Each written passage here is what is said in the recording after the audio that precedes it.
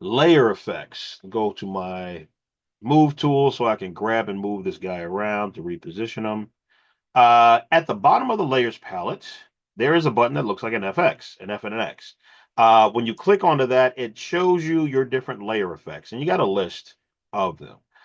You can also double click somewhere on the layer that's not on the thumbnail and not on the name. So if you got your layers palette opened up far enough where you can get to an empty spot on that layer next to the name, if you double click there, it will open up this layer style panel, which is the same as if I go to the FX down here and pick one of these options.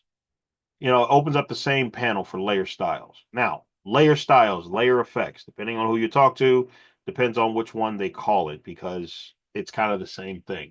Well, it is the same thing. It's the same dialog box that opens up.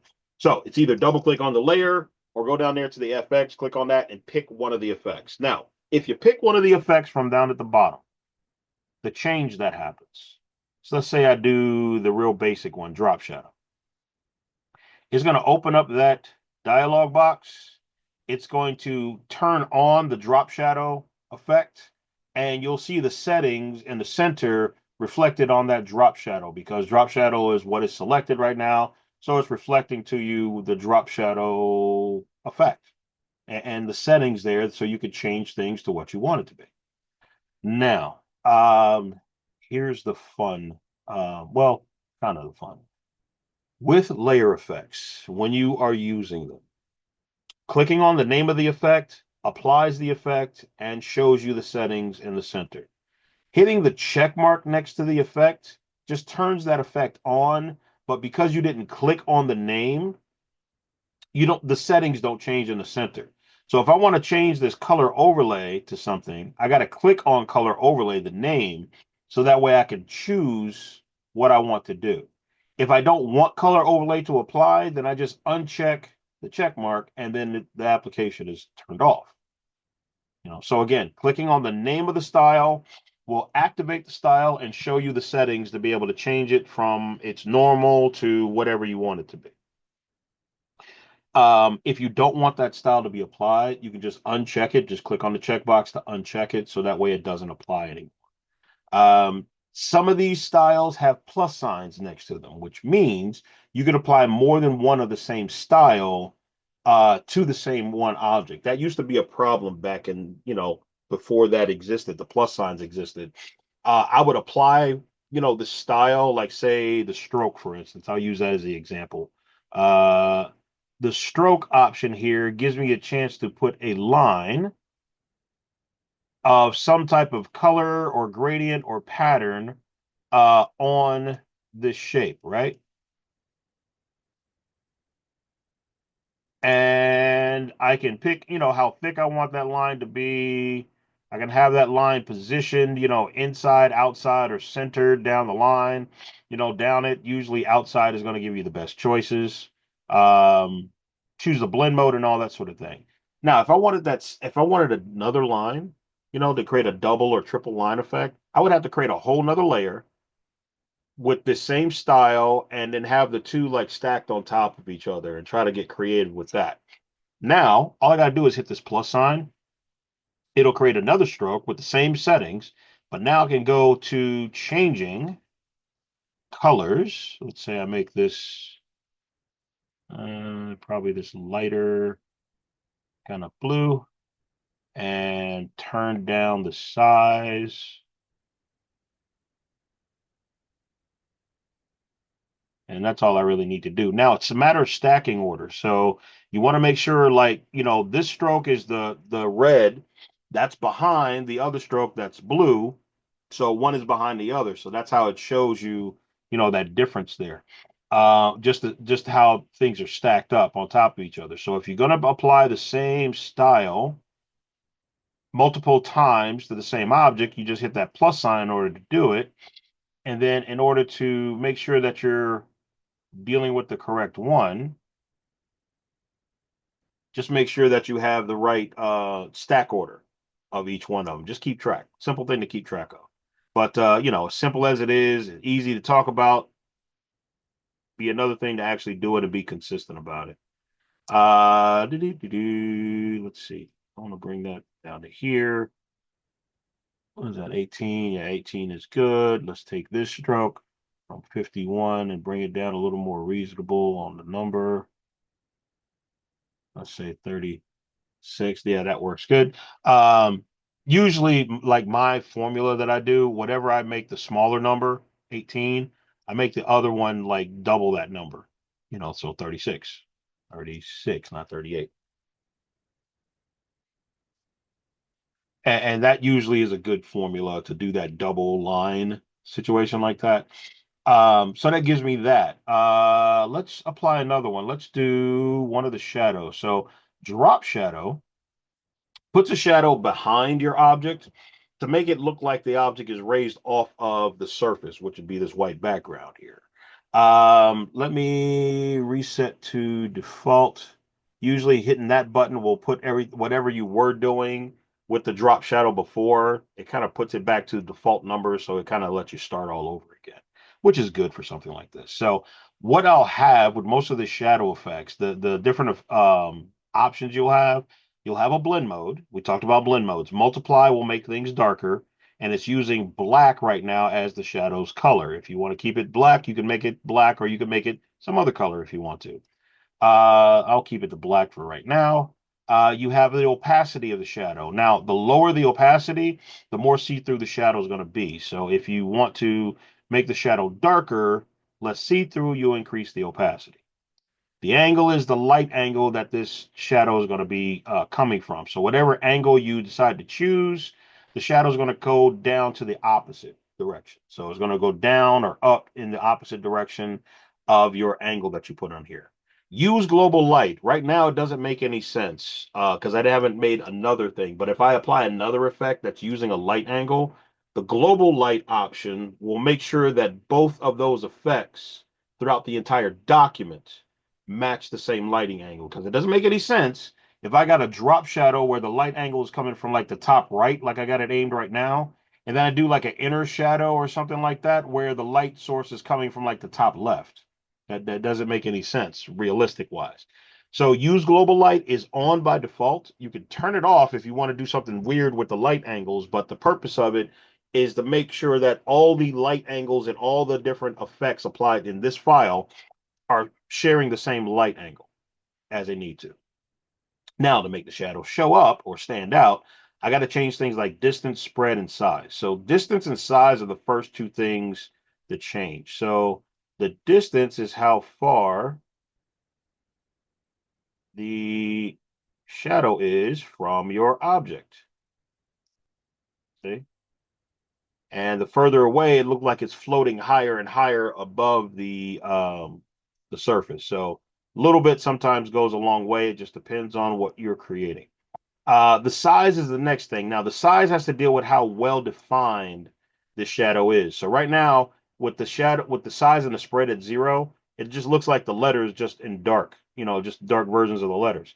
But if I increase the size first, that's going to make everything blurrier, because what it's doing is increasing the shadow to make it cover more space. So that makes the edges of the shadow less and less well defined. So again, it makes the object look like it's raised off of the surface of your platform. In this case, the white background look like it's raised off the white background. And depending on your light source or how bright or how dark it is, that size kind of factors into how well defined that edge is going to get. Spread is another one. With the spread, you're increasing from the center out the shadow. So while it doesn't make it look clearer, it actually adds a little bulk to the shadow. So it makes the shadow thicker. So if the shadow has to still be dark, but just not well defined, you play around with the size and the spread till you get something you're happy with. And then you'd probably go back to the opacity and start playing with this opacity number. And that's now your light intensity. So it's just a combination that you put together that gives you the final result. Contour, that is playing with the shadow and how it's laid out on the surface with the shadow. You got glow effects that have this contour as well as the shadow effects. The one that you're going to use the most, or the ones plural that you'll probably use the most, is the default one, which is linear. That's the first one here.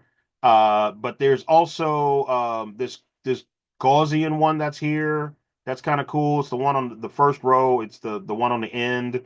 The next one on the second row, on the first one on the second row, that one's kind of a cool one to use. And then the rest of them are kind of like your experiment. Like they're not going to give you the standard regular shadow look. It's just doing something different, and that different may be cool, for what you're trying to do. It may not be a shadow you're trying to make. You're probably trying to do some outline thing or whatever. So it just adds to the change. So again, for the practical side of things, the very first contour, the last one on the first row, and the first one on the second row, you'll probably use those the most often. But after that, have fun. Um, Yeah, I'll tell you this. You can even make your own contour if you want. If you actually click on the contour square, not just the drop down arrow, it gives you this mapping where you can actually make your own contour. Now, why would you do that? It's because you want to be weird and you got time on your hands to play. And so you could take these little nodes and move them where you want, and you're going to see in real time how it's applying to your shadow so you can see if this is what you want to do. If it's what you like and you want to do it that way, cool. What you would do is you would save it to give it a name. Um, Hold on, let me make sure I'm telling you the right thing. No, you would hit new first to give it a name. So you can give this contour a name so you could use it in this file. You would hit save so that way you could save this contour for later use in other files. Because it's going to be saved in a particular contours location. So usually when you're saving that, just put your initials there or your name for it, and then just save it unless you want to give it a specific unique name. But hitting new saves it here for this file. Hitting save will save it for the whole program. Making sure I get that clear. Do you do this often? No. I haven't made one of the contours outside of class in ever. I just never had a reason to, but it is there in case you want to use it. Okay, so now that we got through all of that, let me adjust this shadow. Don't need to be so far away. And I'm going to make it a little bit lighter because I want to, and I'm going to increase the size a bit, spread it out. So that's what I want it to look like. And I kind of like that deal. Yeah, I'll use, like I said, you'll be going back and forth between these different contours to see which one you like better than another. So there's that. Inner shadow. I just want to do this real quick. So I'm gonna click on the inner shadow. Inner shadow is just like the drop shadow, except it goes inside of your subject. So inside the letters, I'm gonna have, let's see if I can make this real obvious. Let me turn this opacity up and then play with the distance here. Let me turn the size and the choke down so you can actually see what's going on when I change the distance. So now when I change the distance, can you see inside the letters, like the letter's going to have the shadow on the inside of it? And depending on what I set for everything from like before, uh, with this inner shadow, notice it's sharing the same angle because of the use global light. If I change this angle around, not only does it change it for this inner shadow, but the drop shadow's angle changes as well, because it doesn't make sense when the shadow has an angle in one direction and, doesn't have it, paired up going in the same direction when it comes to the other shadow that's there. So I could play with the distance, the size, the choke instead of spread. It's called choke when it comes to this inner version. And then play with the opacity. I can create you know, this little kind of inner shadow going on to give a little dimension, a little 3D element, to this. And I can play around with all these different things. There's so many combinations that you can do with just these layer styles, right? It's kind of fun. And it can get, I won't say annoying, but what is annoying to me is when I'm showing this off and people start asking, so what's the best way to make ice happen? I was like, I don't know because I never tried to create ice, or when I did create ice, I created in this way, but I don't remember the numbers. I never remember numbers. I never remember exactly the order in which I created the thing. I just know that I did it.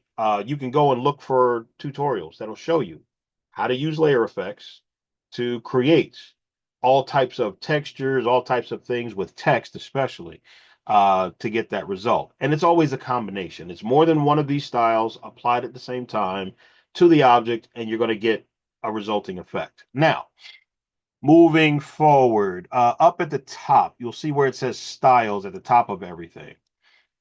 Before you come out of this dialog box, these are styles that either are already here, some of them are already here, and some of them I imported from other locations and stuff.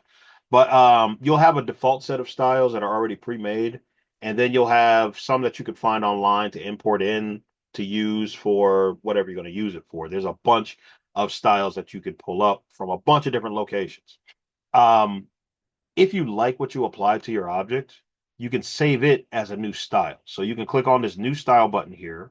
You can give it a name, and I'm just going to use numbers here just to have numbers there. You could tell it to include, all of these layer effects and include the blending options. You don't need to add it to your library unless you just want to. Um, there's no need for that part of it. Adding it to the library so you can share it with other people if you need to on your team. But you hit OK, and it's going to be saved as a square of that particular style. So this way, if you have some other text and you want to apply that style to that text, easily apply it. I'll show you that in a minute. Um, when you hit OK to get out of this dialog box, what ends up happening is in that layer that you applied, the layer effect to, you're going to see effects showing up underneath it. There's this little FX icon that's going to show all the way to the right with a little triangle. And if you click on that little caret there, it opens and closes underneath. And you could see each one of the effects applied with an eyeball next to it. So if you wanted to turn off the effect to kind of see before and after kind of results, to see if, hey, do I actually need that or is it cool to not use that? You can go about, turning those on and off. If you need to change anything, again, this is a live effect. So because it's a live effect, if I need to change anything, I can double click on any one of the effects. It takes me right to it. So that way I can make whatever change. I hit OK and applies that change. Whatever I want to do. If I want to add, I can click on any one of these that's not checked yet and add them on, to add them in there. So that way I can do something different than whatever this was. If I create some new text and this new text has a whole different formatting option that I apply. Let's do Proxima Nova. Let's do it in the heavy or the black so that way it's easily seen. And I'm going to even change the color. This text doesn't have to be exactly what you created before. Let me make it bigger. If I want to apply the same effect to that text, when I go to that layer, again, I'm just going to double click onto the layer outside the name. It brings up the layer styles panel. I just go to styles up here and I can pick from that style. And it just automatically applies those changes. It doesn't look like this because I don't have the text warping applied and I'm using a different font and a completely different color, but I have the style there that I saved applied to it. Any style that I got, I can apply those changes and get some, cool looking stuff. Or why are these here? I don't know why those are there. I'm just deleting these. So this group folders, because I don't need them. They're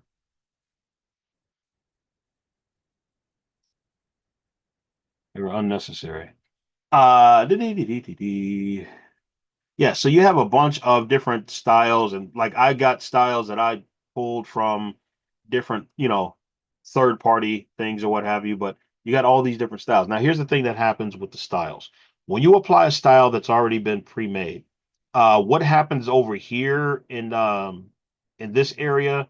on the side is that sometimes not all the styles that you want to reapply will show up. So you may have to go to this FX right here to, find the other styles that are not listed, for whatever reason. You may have to click on show all effects to show all of them if any of them are kind of disappeared on you or what have you. So that way you can go and pick and choose and be able to change, the application of things. And you can have some real interesting time with some of these with the overlays.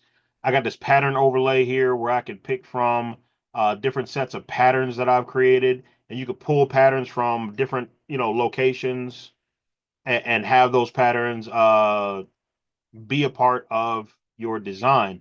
And not only can I pick that pattern, but I can actually also change the blend mode of the pattern. So that way it blends with, let me choose overlay. So that way it blends with the color of the letters as well. I can change the angle of the pattern, the scaling of the pattern. So it's bigger, smaller, the opacity of it. I could do an overlay, a gradient or color overlay. And the order at which all these things are listed is the order that they apply. The drop shadow is the bottommost thing. It will not be applied over top of anything else. Then comes the outer glow. Then comes the different overlays, and then satin and all these going all the way up to the top. So they all are applying in a particular order is what I'm getting at there. Again, if there's something that you don't like, you can always uncheck it. It doesn't do anything to that saved style. It's just being applied to this application of this thing right now. So you can have some fun with this. At least, I call it fun. That you can have, um, playing around with this as much as you feel that you need to, and be able to do some things that may or may not be the norm. All right, which is all what I always like. So text effects are kind of cool. I call them text effects. They're really just layer effects because you can do these layer effects or layer styles and apply it to anything that you have. It's just easy to show it to you this way, and you could see how, as you make changes, these live effects are still applied, and you could still have the results. And it's kind of neat, being able to do that. All right.